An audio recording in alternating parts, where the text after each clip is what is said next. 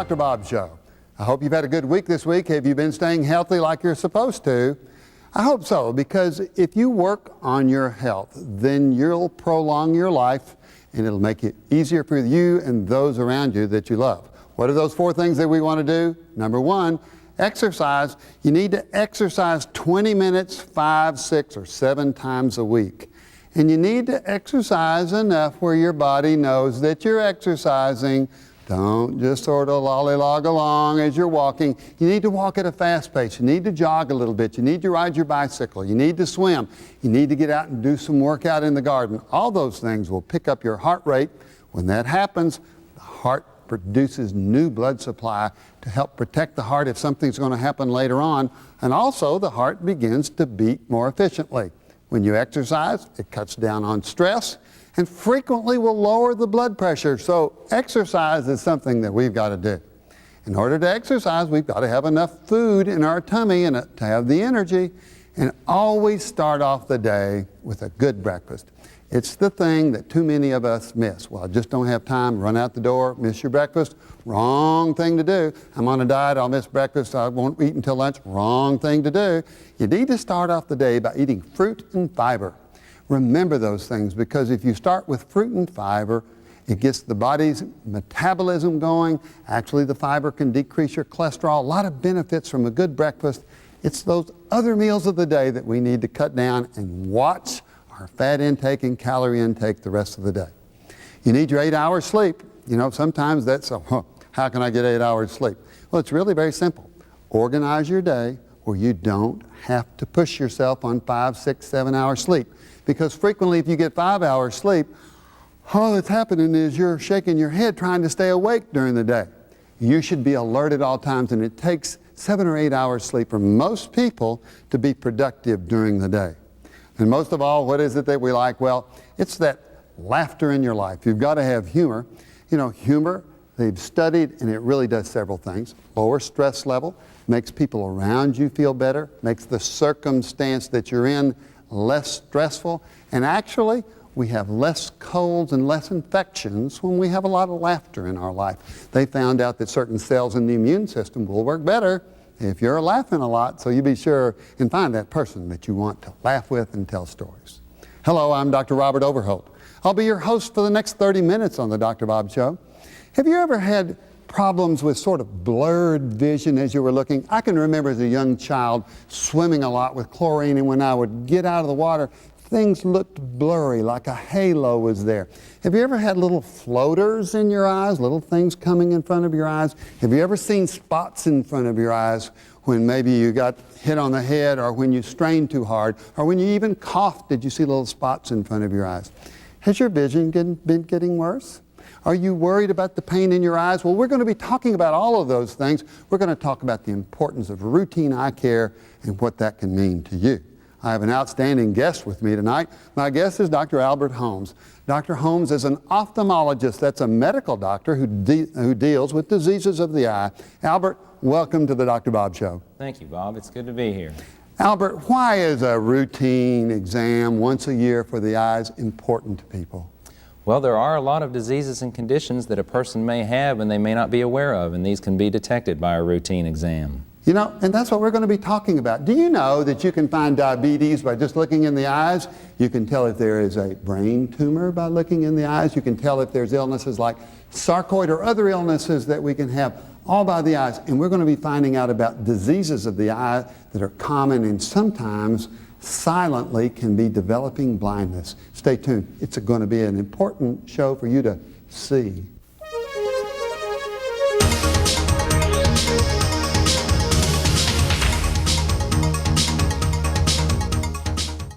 The Dr. Bob Show is made possible by the financial support of viewers like you and by a grant from Shearing Pharmaceutical. Shearing Pharmaceutical, proud to support better health in our public TV viewing area.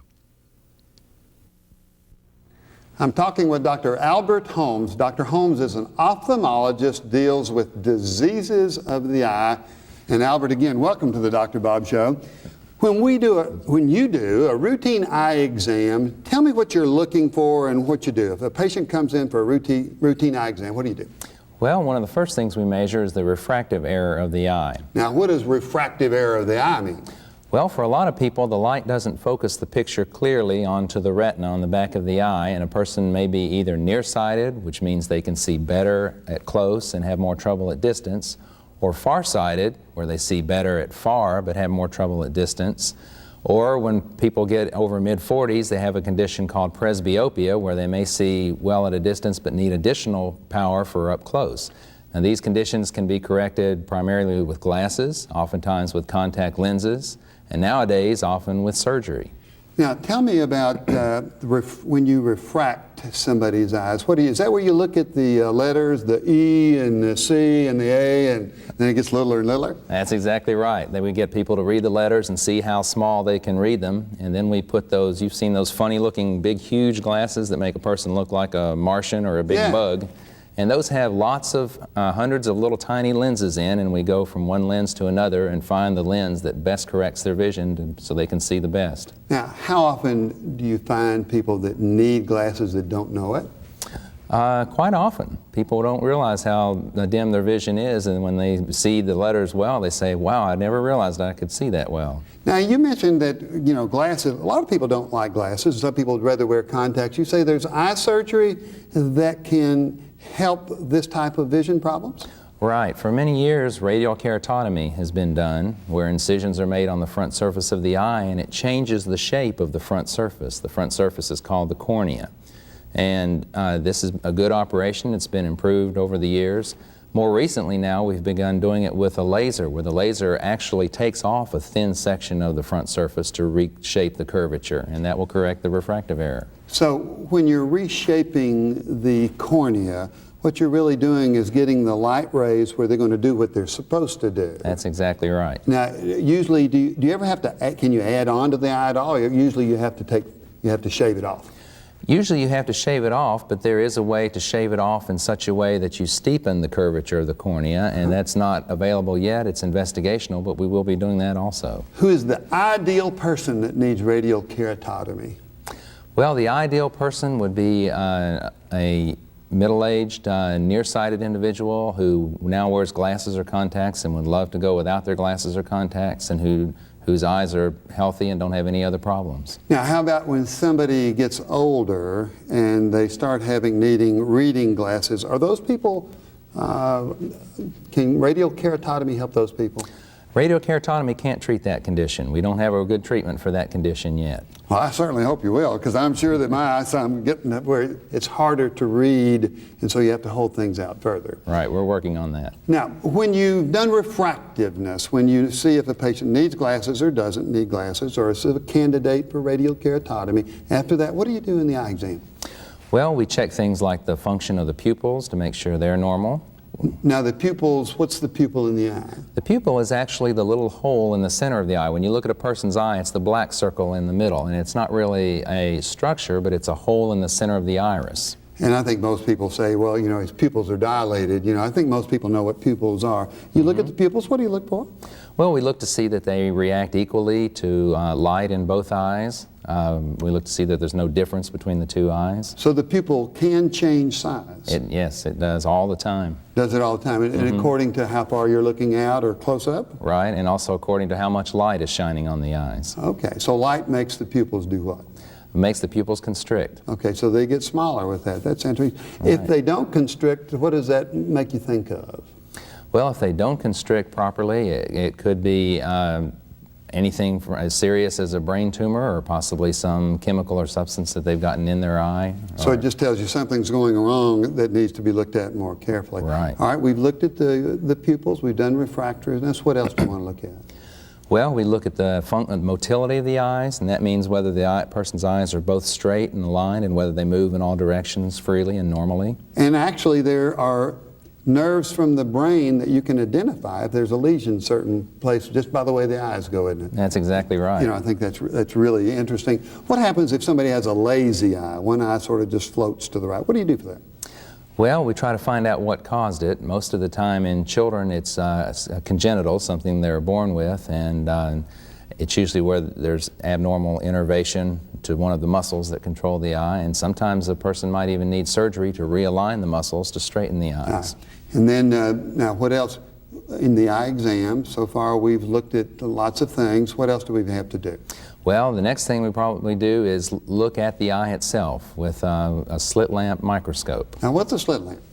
Well, a slit lamp is actually a microscope, a very fine quality microscope that magnifies the eye and makes it look very large. When you look through this high magnification, you're looking at the colored part of the eye predominantly? That's right, looking at every structure of the eye, from the cornea on the very front all the way to the retina and the optic nerve in the back. So you can see right through with the slit lamp too. How much bigger does it make it look? Oh, it looks incredibly big. Sometimes when I'm looking at a person's eye and look at the iris, it looks like the surface of a planet like Mars. It's just fascinating. You know, I've looked at a slit lamp one time, and I was so thrilled I almost wanted to go into ophthalmology. It just really is beautiful. Now, when you look at the back of the eye, and we've only got a couple of minutes here on this segment, what diseases can you tell about? Or when you look at the back of the eye, what do you look for and what can you tell? Well, we look at the retina to make sure it's healthy, to see if there are any aging changes like macular degeneration. We can look at the blood vessels, and we can see if there are any blockages of the blood vessels. We can see if a person has high blood pressure or diabetes. What does high blood pressure look like in the eyes? What it does, it causes the vessels to fibrose, which means to thicken. And when they thicken, they crowd each other out, and we see little notching in the blood vessels. And we got copper wiring? Copper wiring. Sometime with that. What do you find with if somebody has diabetes? If someone has diabetes, diabetes actually damages the small blood vessels, and so we see areas where they have leaked and where there are little hemorrhages and where fluid and exudates, which are little white patches, have leaked out of the blood vessels. Now, you mentioned earlier macular degeneration. What does that mean? That is an aging change that a lot of people develop, usually 60s, 70s, and 80s, and it affects the macula. The macula is the very central part of the retina where our very sharp vision is. And as time goes on, sometimes that begins to age? That's right, it does. Anything we can do to help prevent macular degeneration? I think they think vitamin C or some antioxidants may be very helpful in that. There are some thoughts that they may be helpful. We don't really know for sure, but oftentimes we'll recommend if someone has early signs of macular degeneration that they take certain vitamins. Now, one other thing that we always do, and that would be, and I want to jump ahead to this, and how about measuring the pressure on the eye? What do you do, and why do you do that? Well, that's very important because if the pressure runs too high, a person might have a disease called glaucoma. And glaucoma can cause permanent and irreversible damage to the vision. Now, we're going to talk about glaucoma and about cataracts in our next segment, but in general, the normal pressure of an eye, you can tell, but how do you do that? Well, there's about 3 or 4 different instruments that can measure the pressure. The one we use most commonly is an instrument that comes right up against the front surface of the eye and actually measures the pressure on the eye. Now, a person's eye is numb and they don't feel it when that test is being done. And usually the pressure that somebody has is what? Normal is between 10 and 21 millimeters. 10 and 21, so, and that's an important number to remember. We're going to be coming back and we're going to be talking about what happens if you have glaucoma? What can it do to your vision? You know, you can have glaucoma and it can slowly be causing blindness. We're going to talk about how that is. We're going to talk about cataracts. What are some of the symptoms of cataracts? I know some good friends of mine. One of my guests on a previous show had cataracts removed. So you'll want to listen to this. It's fascinating what can be done with the eye.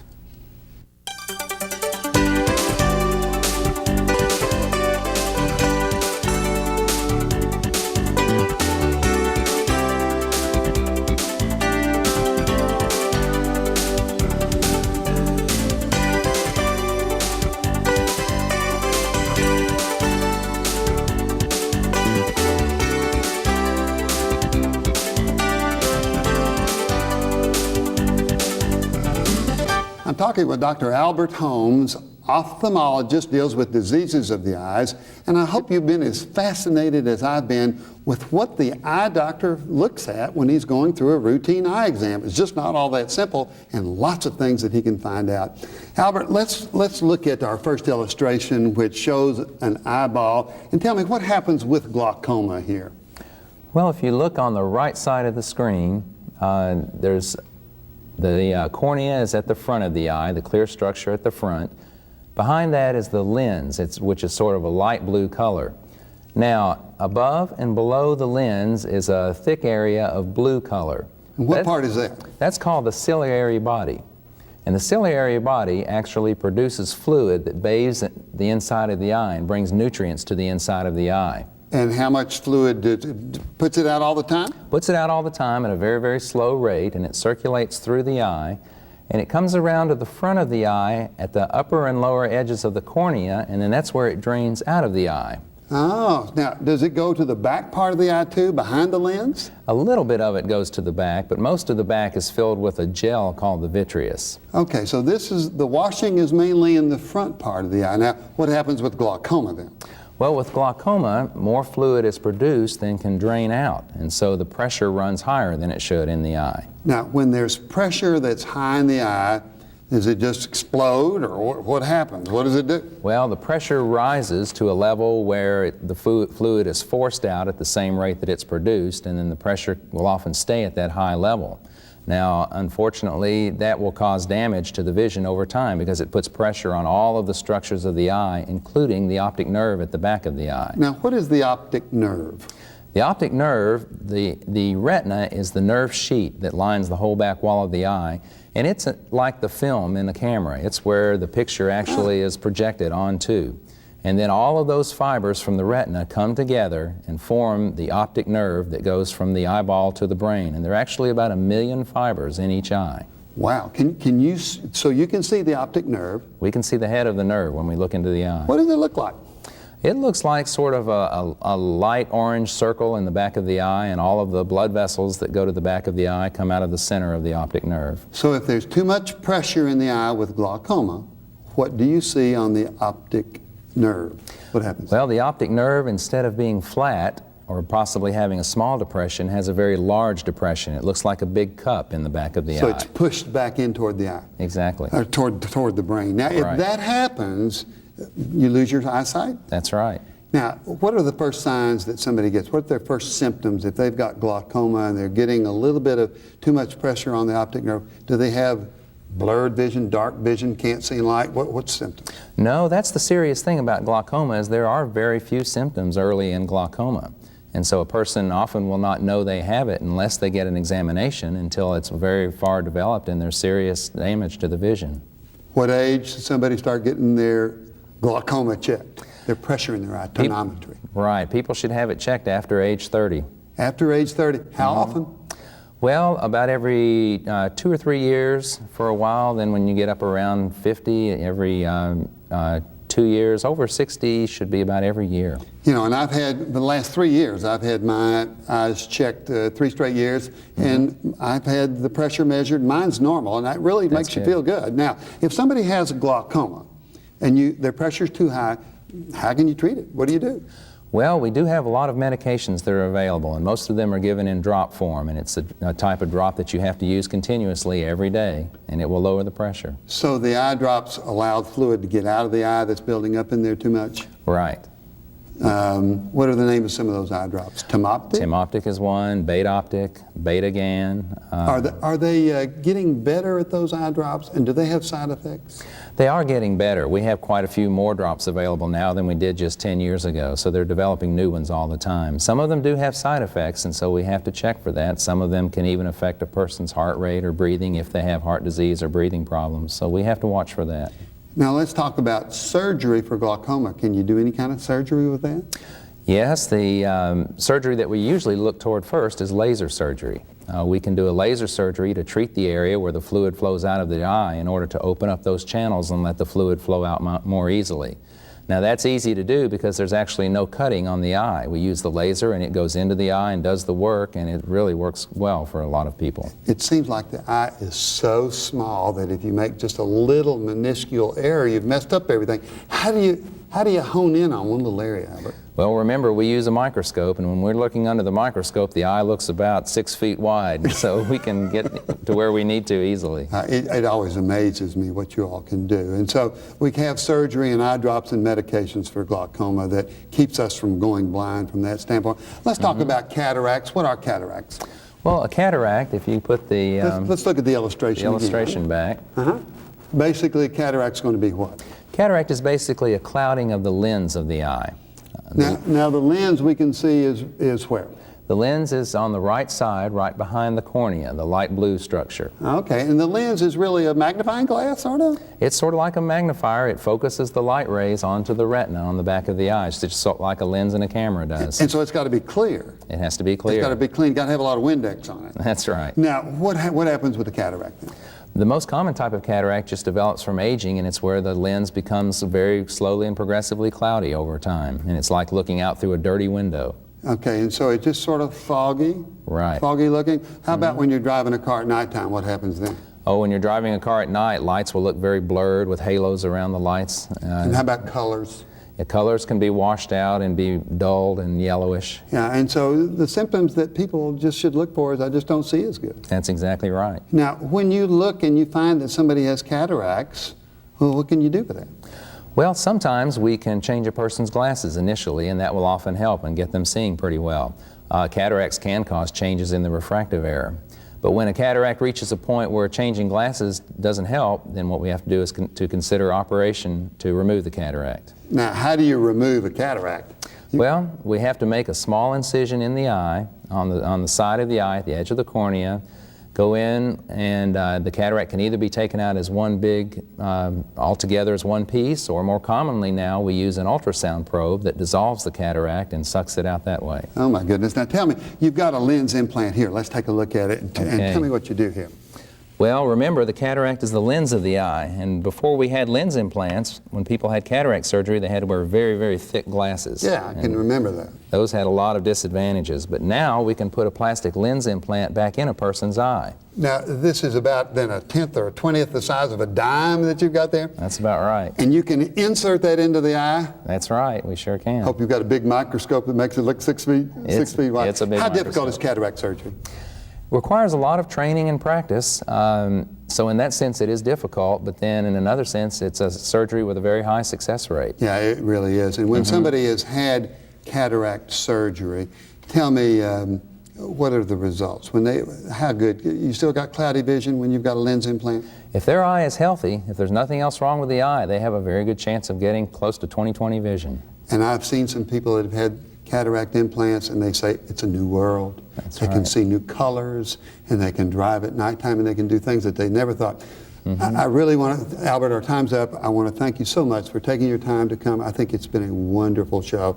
To know that we can have good eyesight is so important to people, and if they'll come and get their routine eye exam, then we can cut out diseases. And also, if you start having symptoms, see your ophthalmologist. You can get it fixed. Thanks very much. You've been a great guest. Thank you, Bob, and I've enjoyed it.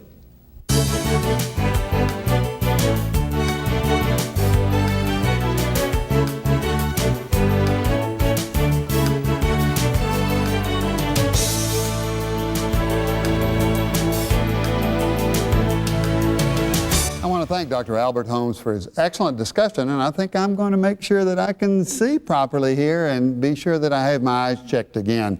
My focal point's pretty good. And now we're ready for those Dr. Bob hotline questions and also the articles in the American literature that I think are most important to your health. Great article this week in the New England Journal of Medicine. It's the one journal that its lead article frequently has things that are most important to you and me. This is the third article down, and it talks about premature aging of the skin and what causes aging of the skin. Something that you and I always worry about. But what they did is they took a group of males, and what they did is they exposed the buttock area, which is not exposed to sun, to ultraviolet radiation, the kind that you get with sunlight. And they did punch biopsies and looked and found out what was going on in the skin. To make a long story short, ultraviolet light activates some enzymes that are in the skin to help destroy some of the structure that supports the skin and therefore causing wrinkles. When pre-treated with retin A or Renova, there's tretinoin compounds, then the ultraviolet light did not activate those enzymes to destroy the skin or to cause wrinkles. Therefore, we now have a better understanding of how retin A, or a substance called Renova, can keep us from getting aging of the skin, although it's something that we have to use for long periods of time. Renova, retin A, talk to your doctor. And now for those questions on the Dr. Bob hotline, and we've got 3 or 4 excellent questions here tonight. Question number 1 comes from Sam in Talbot, Tennessee. Talbot's right near Jefferson City, where my mother-in-law, Christine Campbell, lives. And Sam says, Dr. Bob, my doctor diagnosed me with a heart murmur. He called it a mitral valve prolapse. Is it dangerous? Mitral valve prolapse is one of the most common murmurs that we hear. When the heart beats, it has to receive blood in order to throw the blood out. One of the valves is called the mitral valve. When the heart beats, it's received blood through that mitral valve. And the heart beats, it has to close the valve or the blood will go back from whence it came. Such is the case with mitral valve prolapse.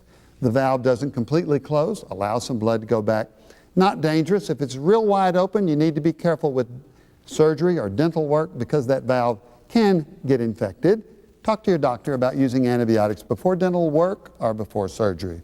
And one other question, this is Sally from Oliver Springs. My mother coughed up some blood and the doctor doesn't know why. What are some of the causes? Well, there's several causes of coughing up blood. We like to divide it into 3 or 4 things. Number 1, infection. Number 2, a tumor. Or number 3, a blood clot to the lung. And it would take about 20 minutes to discuss it. I'll do it on another show. That's all the time we have. I hope you've enjoyed this show as much as I have.